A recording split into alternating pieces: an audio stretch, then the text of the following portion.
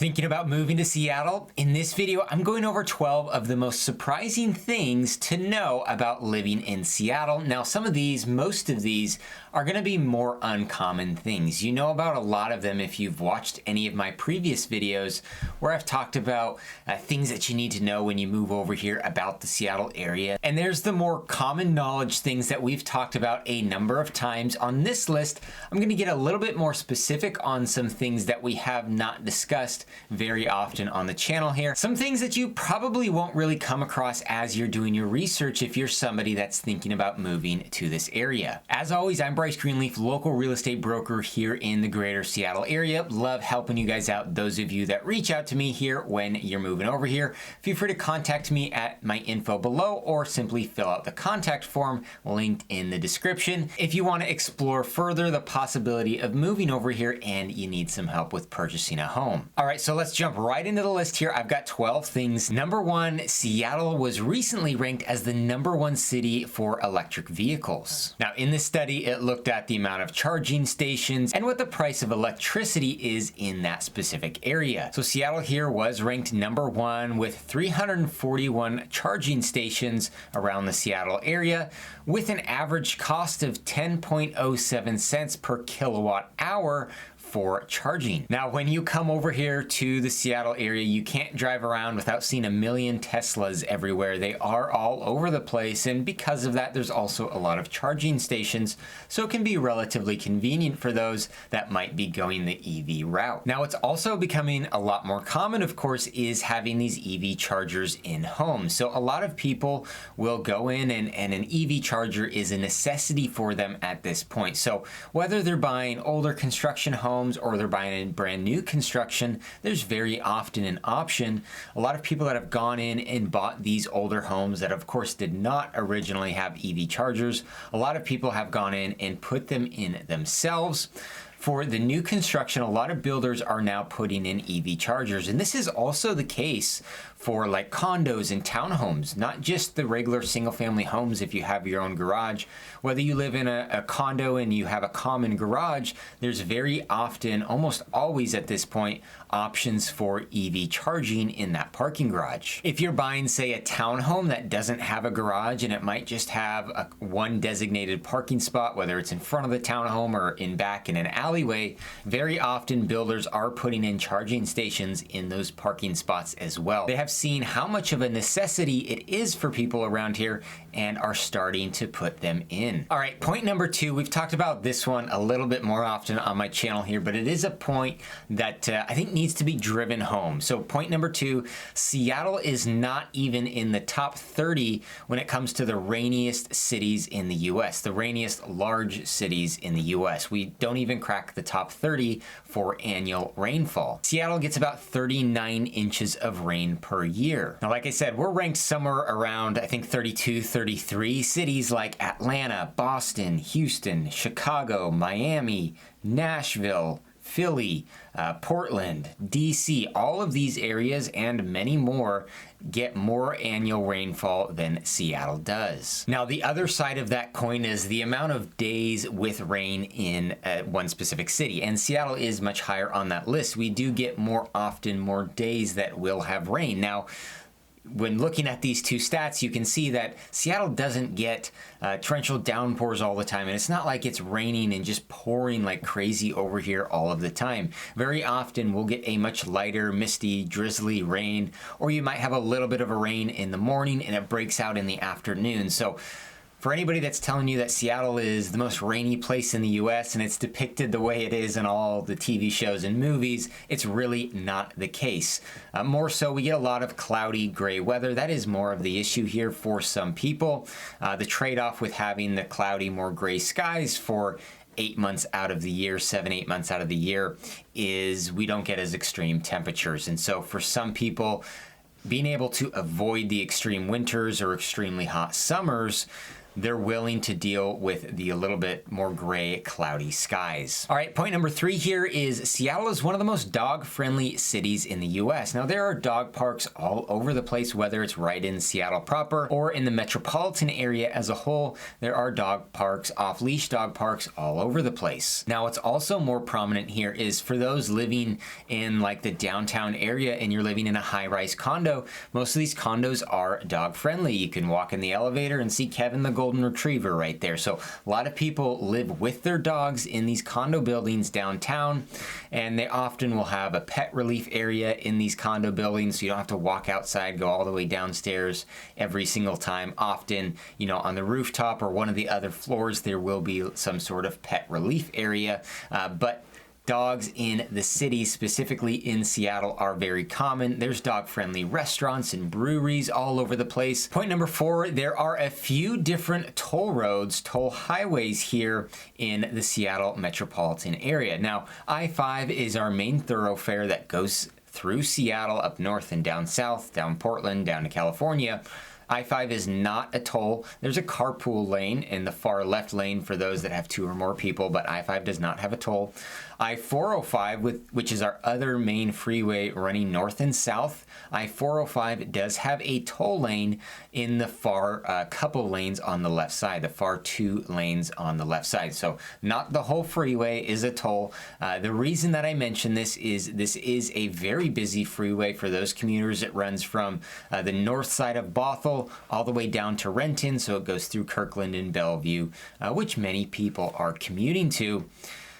The nice thing, at least about having these toll lanes, is if you want an option to be able to avoid some of that traffic and go a little bit quicker, you will be able to do so in that toll lane. Now, of course, toll lane, you got to pay to use it. So for some people, that's annoying that they've taken away a couple lanes of the freeway and made it pay only. For others, they like the convenience and are willing to pay for it. It won't save you a massive amount of time, but it will speed up your commute a little bit.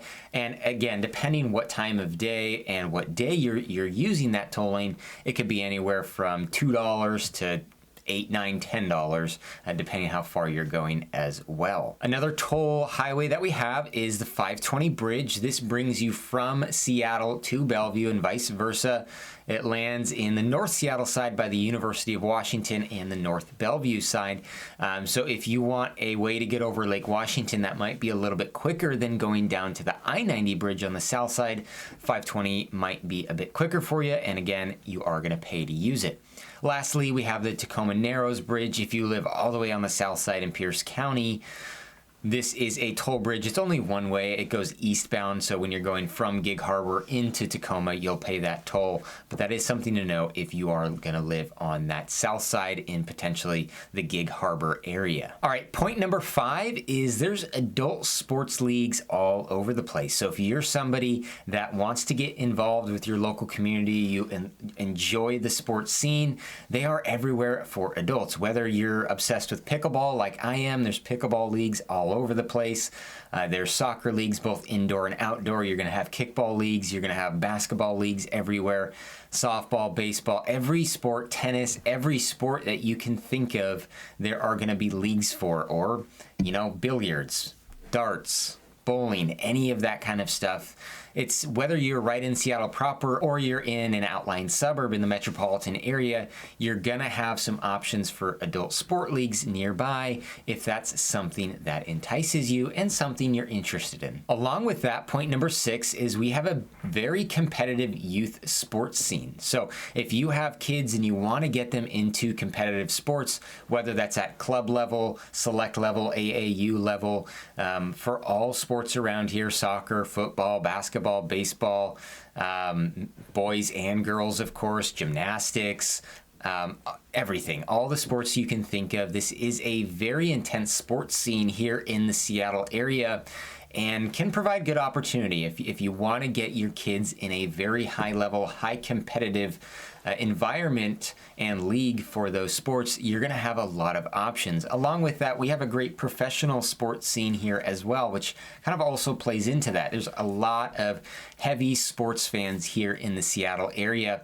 We have our soccer team, the Sounders. It's a very, very well-run organization and a very heavy fan base, a very heavy soccer fan base here in Seattle. You've got the Seahawks, our football team.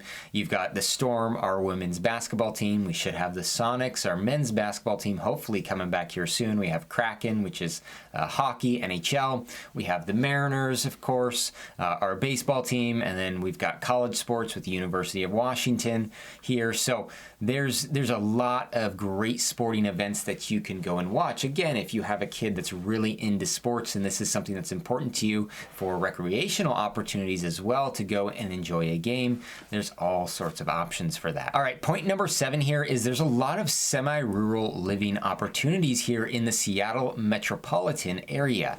Now, this is one thing that a lot of people that I've helped relocate over here, this is one thing that a lot of those people are looking for. When those of you that contact me here from YouTube and you don't want to live right in Seattle proper and you want some sort of semi-rural lifestyle, it's very common. When I say semi-rural, I mean not right in the city, not living right in the middle of the suburbs on a cul-de-sac, but also not totally remote and 20, 30 minutes from a grocery store, somewhere right in the middle. That might be a house on 1 acre, 5 acres, or even 10 acres, and you're 5 to 10 minutes from the store or from schools or from recreational opportunities. There's a lot of areas, a lot of cities like that here in the Seattle metropolitan area. Typically, the further east you go, the more you're going to find that. But some of the more popular destinations for people that are looking for semi-rural lifestyles, on the north side, you can look at places like Peninsula Island. You can look at places like Arlington and Snohomish. You can go over to Monroe. You can go down to Duval or Fall City. Even in Woodinville, there's some great options for that. Even closer in like Bothell, there's going to be some semi-rural options. You can go even further south to Issaquah, Maple Valley, North Bend, Snoqualmie. There's a ton of areas where you can kind of achieve that a little bit quieter, more semi-rural lifestyle with still being in a short drive to the conveniences that you might need on a daily basis. All right, point number 8 here that a lot of people don't know about is there is an airport on the north side of Seattle Metropolitan. So SeaTac Airport is our major airport on the south side. South Seattle is where SeaTac is located, and it can be a great airport. I mean, it's a massive airport. All your international and domestic flights most of the time are going to be going through SeaTac. And for those that are living on the south side, it might not be too difficult. For those that might be living on the north side of Seattle Metropolitan, or even if you just live right in Seattle, but you want an airport with much more convenience that's a lot easier to get in and out of, we have Payne Field here in Everett. Now, Payne Field, of course, is a much smaller airport, only domestic flights, and there's only 8 destinations that it currently travels to. It goes to San Francisco, Los Angeles, San Diego, Palm Springs, Orange County, Vegas, Phoenix, and just recently Honolulu. So it's just Alaska Airlines. Again, just these destinations currently. I'm sure they will continue to expand, one by one, keep adding cities here and there. But for those that are going to one of these specific destinations and you live on the north side, or maybe you still live right in Seattle, this is a lot easier to get in and out of. Parking's cheaper, parking's easier. Getting through security is a breeze. And so it is much more convenient than dealing with the hassle of going through a major international and domestic airport like SeaTac. Point number 9 is there's a lot of winter recreation here in the greater Seattle area and Western Washington here. So you may hear, you live in the Pacific Northwest, it can get a bit cold, and you might think we kind of shut down for the winter and the fall, and people just stay indoors and don't really do anything.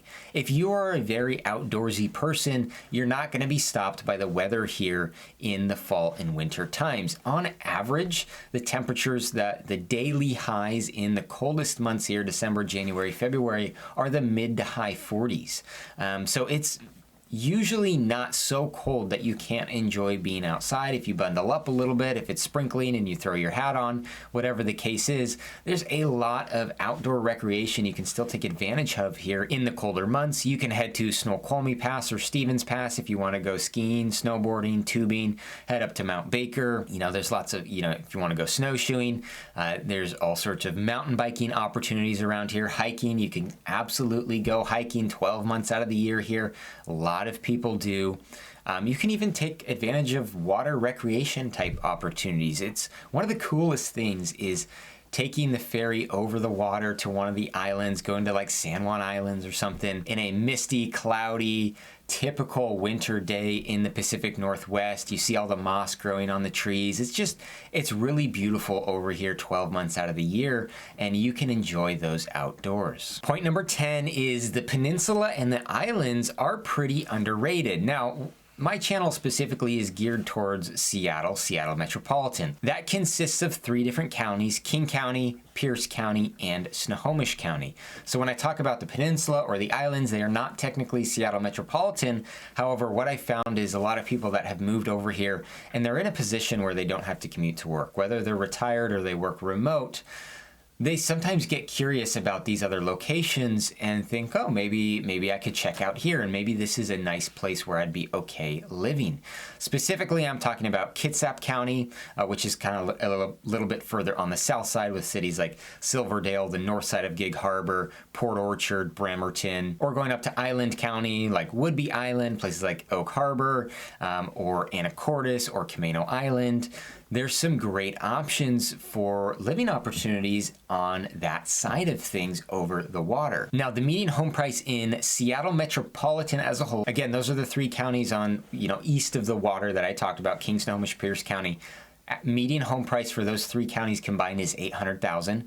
When you get over to the Kitsap County or Island County areas, those home prices, of course, drop quite a bit. In Kitsap County, the median home price is $552,000, and in Island County, it's $635,000. So again, you have people living over here that aren't commuting and taking the highest paying jobs in the Seattle or Bellevue area, because that commute just isn't doable. But if you're somebody that works on that side, works remote, is retired, I've had a lot of people decide, hey, I kind of like this area and I don't mind ending up over here. So if that sounds like you, it might be worth exploring further and looking into a bit. Now that leads me to point number 11, and that's our ferry system here. Can be pretty difficult and pretty disappointing at times. So this feeds into the, hey, if you're going to live over here in Kitsap County or Island County, for the most part, if you have a job in Seattle or Bellevue that you have to be at, even if it's 2 or 3 days a week, the ferry system can be pretty rough. And so a lot of people just don't want to deal with that. It's not worth the sacrifice of how much time you're going to spend commuting, sitting there waiting for a ferry, as opposed to just living closer to your job. The average age of the ferries here is about 32 years old. There's about $270 million currently in deferred maintenance with the ferries. So very oftentimes a ferry will be broken down, and so they're running shorthanded. And there's been times I've sat at the ferry terminal just waiting to get on the boat for 2 or 3 hours. Again, I don't make it a habit to take the ferries very often. I'll try to drive around if I can. Sometimes that's very long as well.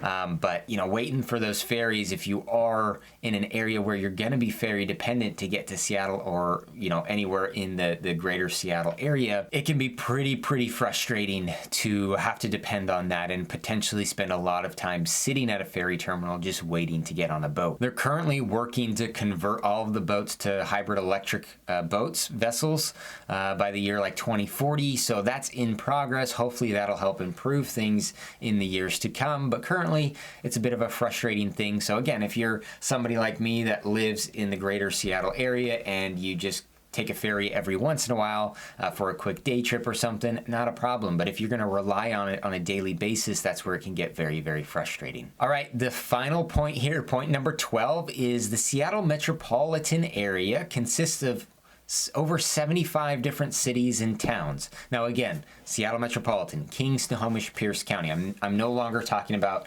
the islands or Kitsap County that we just discussed. So just Seattle Metropolitan, it's over 75 different cities and towns. So the reason that I mention this is very often they all have a little bit of a different feel, a little bit different of an identity. They offer different things, a different lifestyle. So just because you don't vibe with what Seattle proper is and what Seattle proper offers, doesn't mean there's not a great spot for you. And I've found that with pretty much every client that I've helped relocate over here, there's a lot of areas that we'll start to talk through and we'll start eliminating really quickly, like, hey, this area is not going to fit for you, but this spot over here could be a perfect location for you. So it provides a lot of options for different people, a lot of different lifestyles. You can feel like you're living right in urban downtown Seattle in the middle of everything, if that's the lifestyle you're looking for.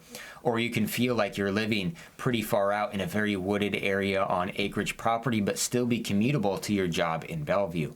So there's a lot of different things that you can be looking for and things that are offered around here. Different price points as well. You've got Bellevue, which has a median home price closer to 1.8 million, or you've got Tacoma, which has a median home price closer to 500,000, and everything in between. So there's lots of options for you to consider and figure out if there is a spot here that would work for what you're looking for. All right, well, that wraps it up. Hopefully this one was helpful for you. If you are looking to relocate over here, like I said, I specialize in helping people move to the greater Seattle area, figuring out where the right spot is for you and helping you buy that home. Feel free to contact me at my info in the description or fill out the contact form linked below. Either way, would be more than happy to help you out. Thanks for watching this one.